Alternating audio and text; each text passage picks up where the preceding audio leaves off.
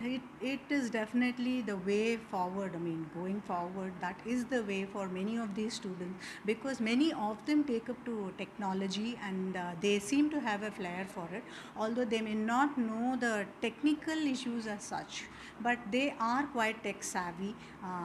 At different levels, like whatever is the level of understanding. So they are very tech savvy, and that is definitely the way looking forward for them. We are looking at a lot of options in that field for them. Thank you so much. Ma'am, as parents, how was it for you? You also learned this, is it?